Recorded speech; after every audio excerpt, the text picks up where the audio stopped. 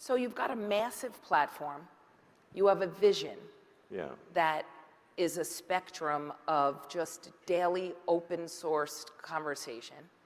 And they can conduct their lives, their business, their commerce, whatever they can do on your platform. That's a pretty big vision. But in the middle should be advertising opportunity. That sounds like a great opportunity. I can talk about my brand, I can get my customers to communicate, and then they could also buy stuff. That sounds pretty good, right? You'll be able to buy things just directly on Twitter. One click, boom, done.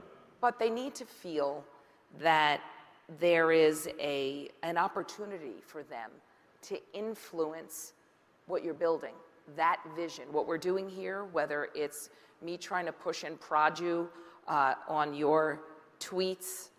For example, you've said you probably shouldn't tweet after 3 a.m. Well, I've got myself Probably good advice for all of us. I've gotten myself into trouble a few times. I'm very aware of those. So after 3 a.m., you travel all over the world. Lord knows how you handle time zones in space. Will you commit to be a little more specific and not tweet after 3 a.m.? People in this room would like to see that. It'll make them feel more confident. I will aspire to tweet less after 3 a.m. But I mean, it is important that, I mean, if I were to say, yes, you can influence me, that would be wrong. That would be very wrong. Because that would be a diminishment of freedom of speech. But I want to be specific about influencing. It's more of an open feedback loop for the advertising experts in this room to help develop Twitter into a place where they will be excited about investing more money. Product development, ad safety, content moderation.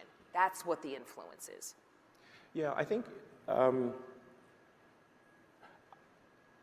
it's totally cool to say that you want to have your advertising appear in certain places in Twitter and not in other places. But it is not cool to try to say what Twitter will do. And if that means losing advertising dollars, we lose it. But freedom of speech is paramount.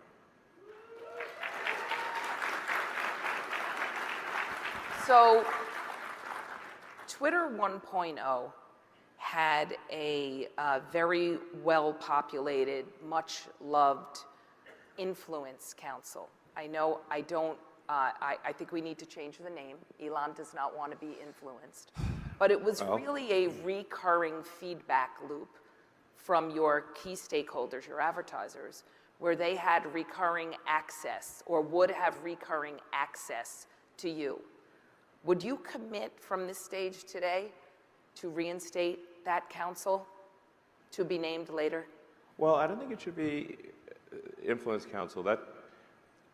And you have to say, I would be wary of that creating a backlash among the public, because if the public thinks that their views are being determined by a small number of CMOs in America, they will be I think, upset about that. But feedback, I think, is appropriate. And